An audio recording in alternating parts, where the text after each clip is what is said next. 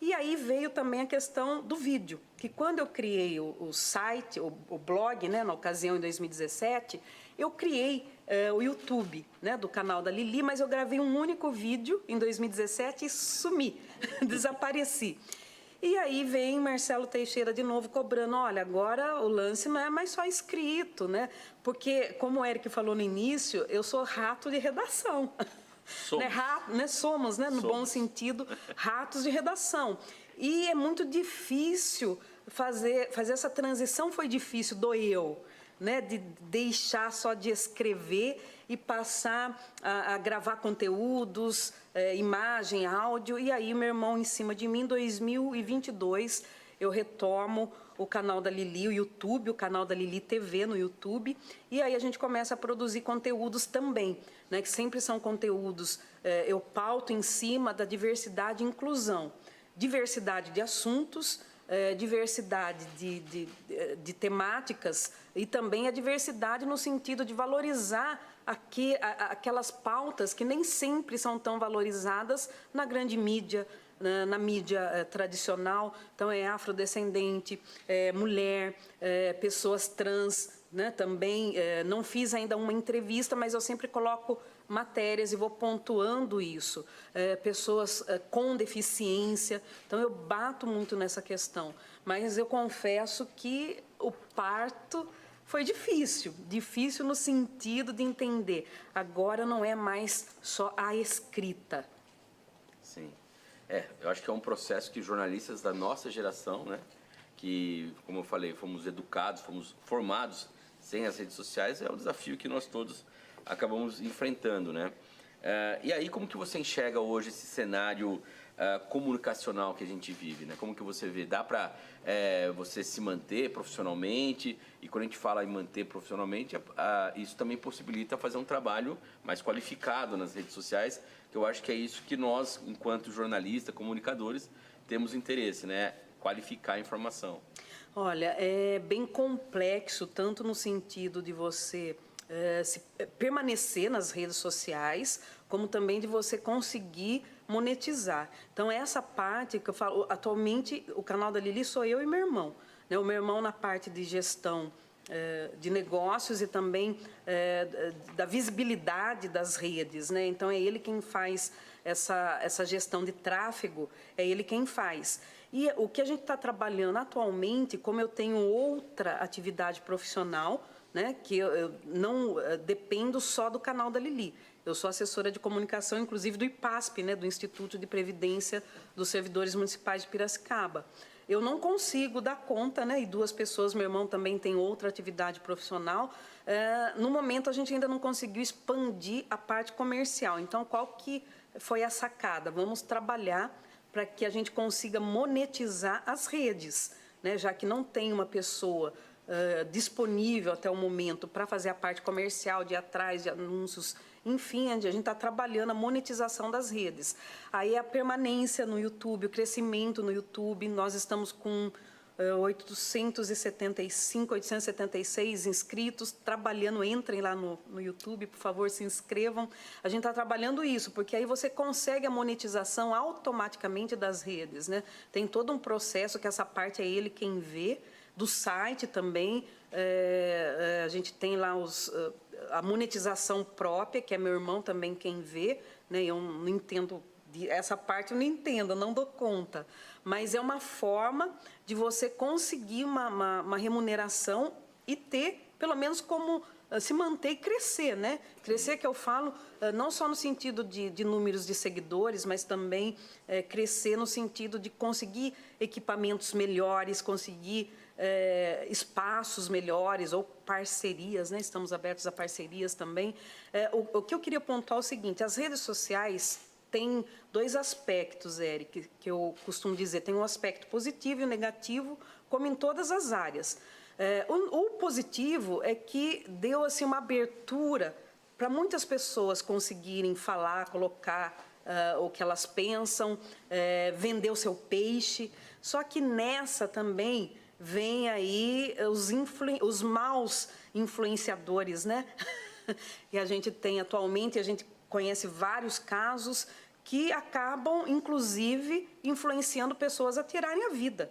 Né? Então, isso é ruim. Recentemente nós tivemos um caso assim, a gente teve 3 casos, né? Teve da menina lá do Choquei, que criaram uma desinformação, uma mentira, e propagaram isso, e mesmo o humorista que estava envolvido, o Whindersson Nunes, colocando que aquilo não era verdade, e aí as pessoas não dão crédito e continuam. A responsabilidade tanto de quem faz parte, quem é o dono, né, vamos dizer assim, o dono, o proprietário das redes, como também do próprio público, né, que tem público para alimentar essas coisas. Então, você tem o lado positivo das redes sociais e tem o lado negativo também. O positivo que, por exemplo, um jornalista que queira fazer seu trabalho, ele pode, através de Instagram, de Facebook, de YouTube, principalmente, porque cada vez mais as pessoas, elas querem ouvir, elas querem ver, mas elas estão lendo menos. Você tem, obviamente, um público que ainda lê, mas a maioria, no geral, está lendo menos. Né? E aquela velocidade, rapidez, eu até aprendi a falar mais rápido, como o meu irmão falou, no YouTube você precisa falar mais rápido, você está falando muito devagar, então se eu estiver falando muito acelerada, você me dá um freio.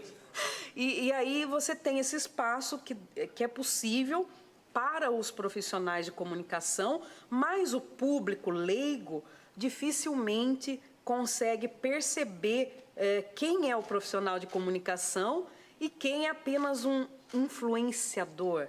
Então, eu costumo pontuar, não desmerecendo, tem influenciadores que fazem excelente trabalho, mas eu costumo pontuar o seguinte: eu não sou influenciadora, eu sou uma profissional de comunicação que atua em todas as mídias hoje em dia.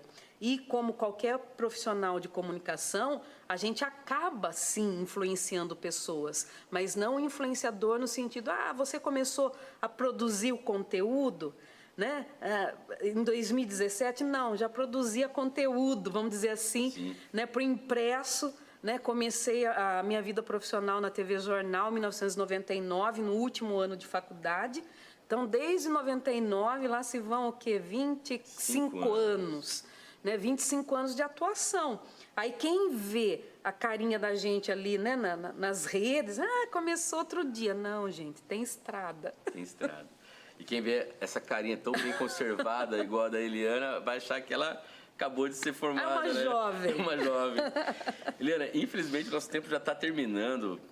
São 15 minutos nossos blocos aqui, mas passa rápido. Então, eu queria que você fizesse um convite especial, né, para quem quer conhecer a sua mídia, todo o seu trabalho nas redes sociais, e também aí deixar um breve comentário sobre a questão aí do preconceito, né? Você que é mulher, negra, sempre enfrentou isso, né? Como que está essa situação do debate público?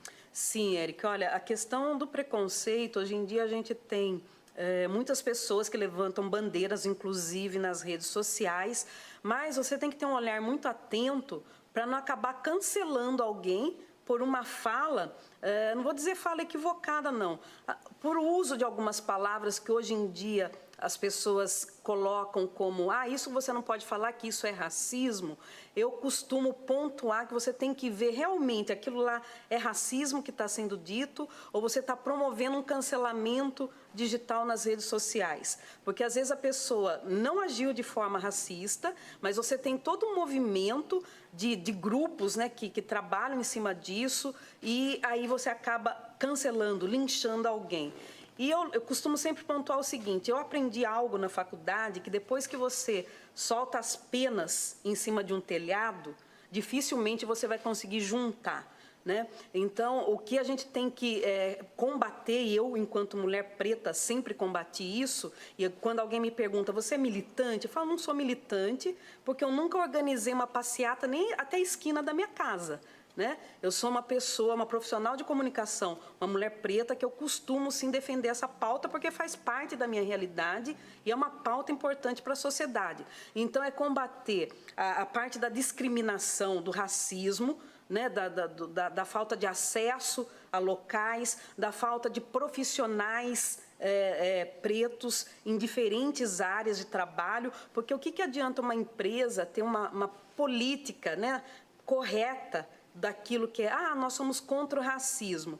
E aí você vê 1 ou 2 profissionais, vamos falar da nossa área, né, à frente ali de uma câmera, pegando o microfone, fazendo matérias, mas vai lá para a redação de uma TV, vai lá ver quantos profissionais pretos tem, entendeu? Então, além do discurso, do blá, blá, blá, eu pontuo muito a prática.